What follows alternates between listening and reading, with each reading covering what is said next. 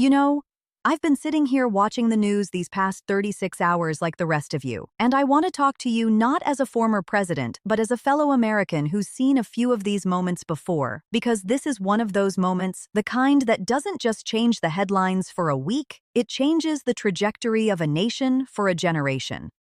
Now look, when I heard that the United States had launched what the administration is calling Operation Epic Fury, a massive joint military offensive against Iran, I did what I always do.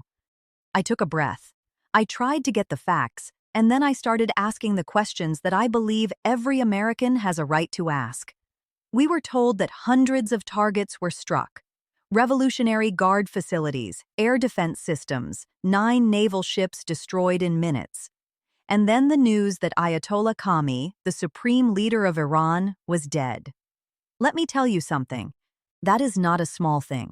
That is an earthquake in the international order, and earthquakes have aftershocks. But here's what caught my attention most.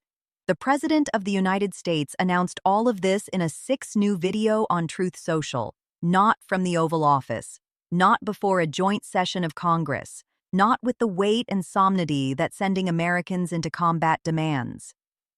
And we'll come back to that in a moment because I think the way this was communicated tells us something important about the way this decision was made. Now, I've been around long enough to know that when a president commits American forces to combat, the first question isn't whether we can win. We have the most powerful military the world has ever known. The first question is whether we did it the right way, whether we brought the American people along, whether we respected the institutions that exist precisely for moments like this. Because I'll tell you from experience, the decisions you make in the first 48 hours of a military operation shape everything that follows. Everything. The alliances you build, the legitimacy you carry, the trust you earn. So tonight, I want to walk through what happened, what it means, and what I believe comes next. And I want to do it honestly. Let me tell you what I know about Iran, because I didn't just read about it in briefing books. I lived it from behind that desk in the Oval Office. When I was president, I dealt with Iran every single day in one form or another. Whether it was their support for Hezbollah, their efforts to destabilize the Gulf, or the early warning signs of a nuclear program that nobody wanted to talk about publicly yet. I ordered strikes against Iraq in 1993 and again in 1998. I understood the weight of those decisions, and I understood something else that the Middle East doesn't operate on simple logic. Every action creates 10 reactions, and most of them you didn't plan for. Now, we've got to remember where this story really begins. It goes back to 1979, the revolution, the hostage crisis, the beginning of a relationship defined almost entirely by hostility and mistrust. For nearly 50 years, Iran has been a state sponsor of terror. They've funded Hamas. They've funded Hezbollah. They've armed militias across Iraq and Syria. Nobody serious disputes that. But here's the honest truth. There was a moment when we had a different path. The JCPOA, the nuclear deal negotiated under President Obama in 2015, wasn't perfect. I said so at the time, but it was something. It was a framework. It had inspections. It had verification. It had buy-in from our European allies, from Russia, from China. And in 2018, President Trump walked away from it. No replacement, no alternative framework, just maximum pressure and a bet that isolation would bring Iran to its knees. It didn't. What it did was accelerate their enrichment program, harden the regime's grip on power, and narrow the diplomatic space to almost nothing. So, when people ask me, was military action against Iran inevitable? I say, no, it was never inevitable. But it became a lot more likely the day we abandoned the only diplomatic architecture we had. And that's not hindsight.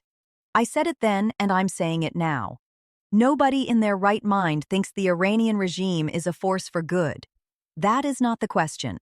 The question is how a great democracy confronts that threat, and whether we do it in a way that makes us stronger or weaker in the long run. Now, let me walk you through what we actually know. Because in moments like this, facts matter more than anything. On February 28, 2026, the United States and Israel launched Operation Epic Fury, a coordinated military offensive against Iran that the president himself described as one of the largest and most complex operations the world has ever seen. Hundreds of targets were hit. Revolutionary Guard facilities, air defense systems across the country. 3 nuclear sites, Ford, Natanz, and Esfahan, struck with what the president called a full payload of bombs. 9 Iranian naval ships destroyed, along with their shipbuilding infrastructure, all in a matter of minutes.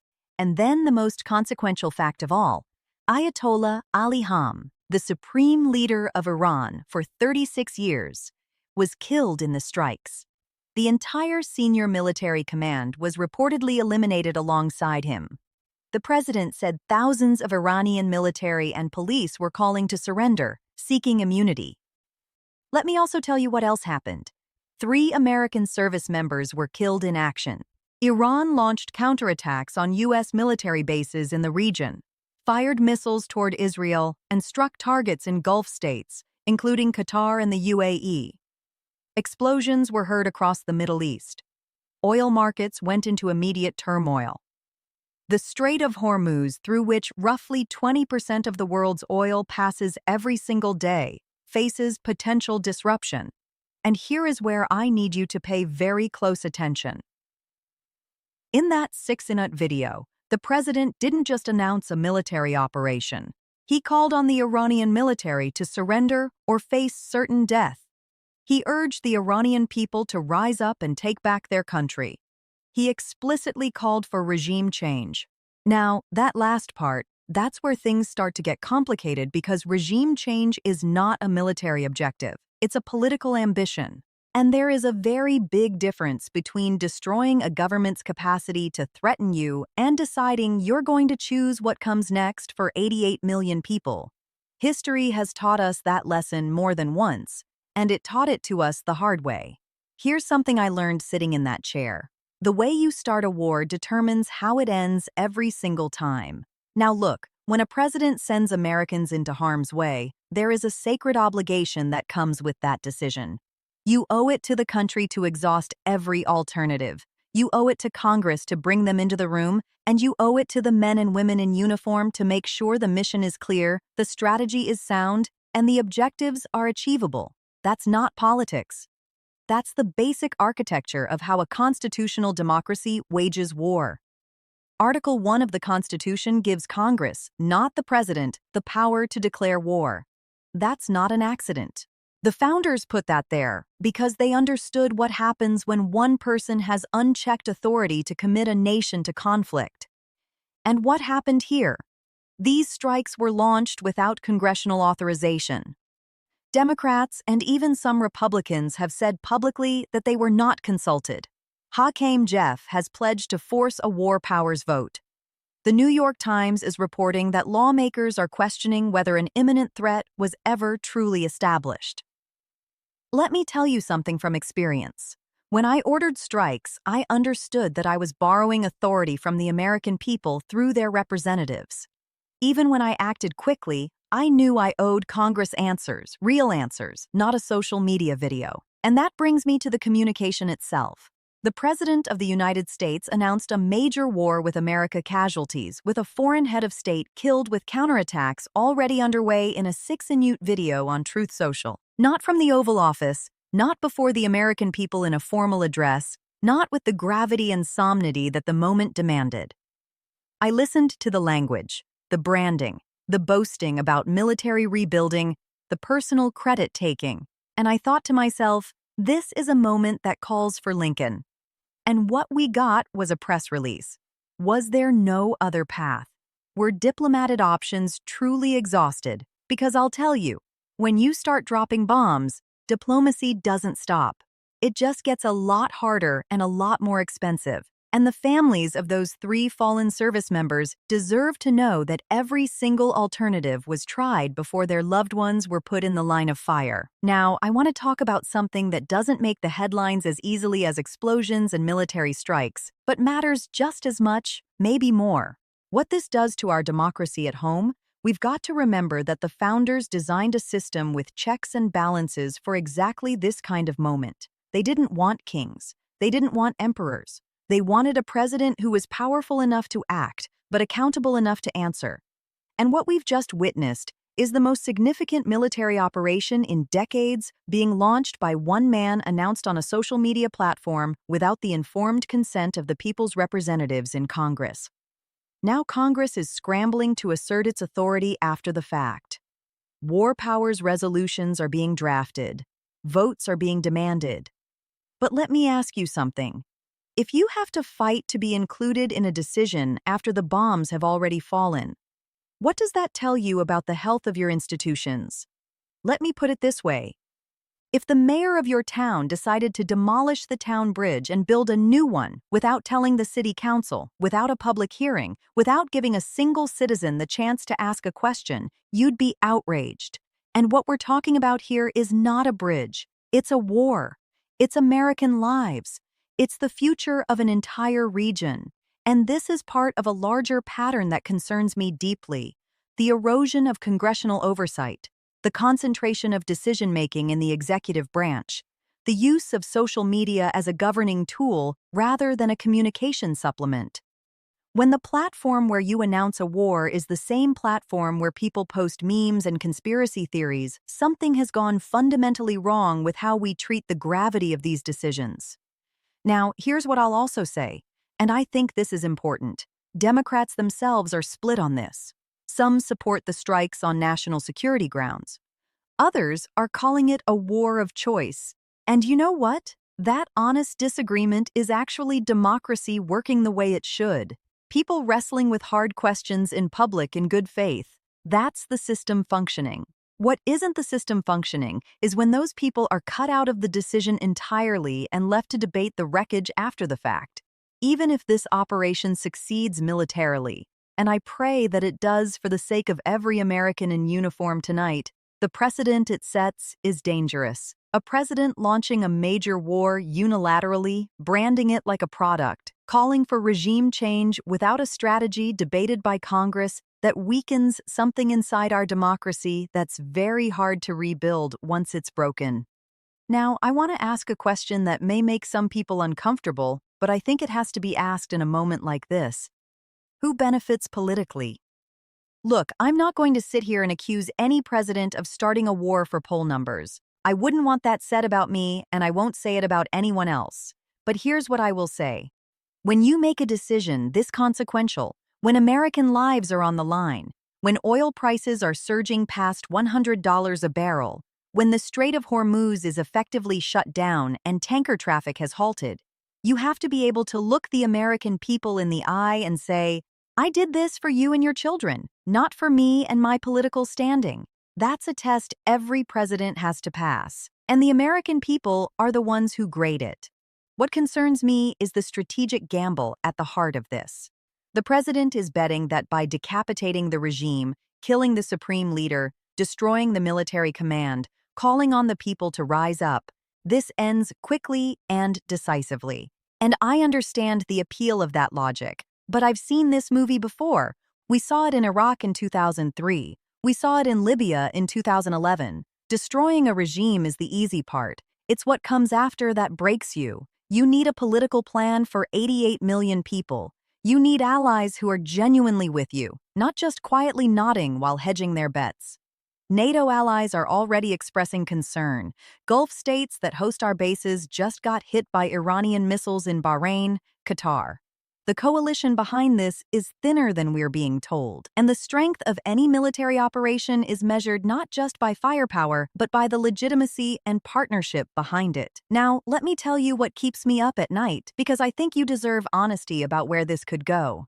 Scenario 1, the best case. The strikes succeed. Iran's nuclear capability is destroyed. The regime collapses. The Iranian people, who have shown incredible courage in protests over the years, build something new. That would be a historic achievement. But let me be clear about what that requires.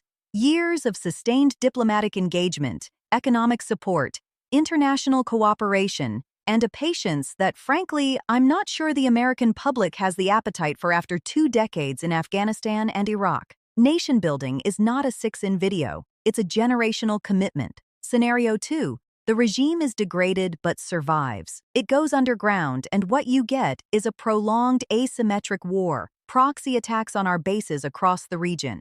Hezbollah has already warned of a major response. Oil prices are already spiking. Analysts are saying one day of a full Hormuz blockade could push crude to $120 a barrel, or higher, that hits every American family at the gas pump and the grocery store.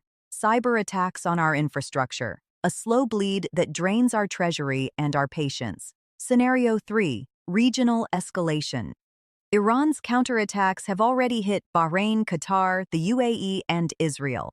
If Hezbollah fully activates, if Iraq destabilizes further, if Russia or China see an opportunity to exploit the chaos, then we're not talking about one conflict anymore. We're talking about something much larger. Scenario 4. A humanitarian catastrophe inside Iran. Civilian casualties mounting. A refugee crisis that destabilizes every neighbor. And the administration has not told us what peace looks like. You can win every battle and still lose the war if you don't know what the end game is. I'm still waiting to hear what peace looks like. Let me close with this, and I mean it from the bottom of my heart. Tonight, 3 American families are grieving. 3 service members who put on the uniform, raised their hand, and gave everything for this country. And the president himself has said, there will likely be more. Whatever I think about the decisions that led to this moment, my first thought and my last thought are with them. Every criticism I've made tonight is not of the men and women serving. It is of the process that sent them there. I have always believed, and I believed it when I sat in that office, and I believe it now, that America is strongest when we lead with our values, when we act through our institutions, when we build real coalitions, when we exhaust every diplomatic option before we drop the first bomb, and when we go to war, we do it as a last resort with the informed consent of the American people through their elected representatives in Congress. The Iranian regime is dangerous. Preventing a nuclear Iran is a legitimate goal. I will not dispute that. But how we achieve that goal defines who we are as a nation. And right now, I worry that we've chosen a path that may achieve a tactical victory while doing lasting damage to the constitutional principles that make us worth defending in the first place. So here is what I'm asking. I'm asking Congress to assert its authority, not next month. Now, I'm asking the administration to present a clear strategy with defined objectives, a realistic timeline, and an exit framework. And I'm asking every American to demand accountability, because this democracy does not belong to one party or one president. It belongs to all of us. I have always believed that America's greatest strength is not our military. Though it is the finest the world has ever seen, it's our capacity to correct course. We've done it before. We can do it again. But only if we remember that no one person, no matter how powerful, gets to decide alone when and where we go to war. Let's get this right. We owe it to those 3 families. We owe it to every service member out there tonight, and we owe it to ourselves. Thank you for listening, and God bless the United States of America.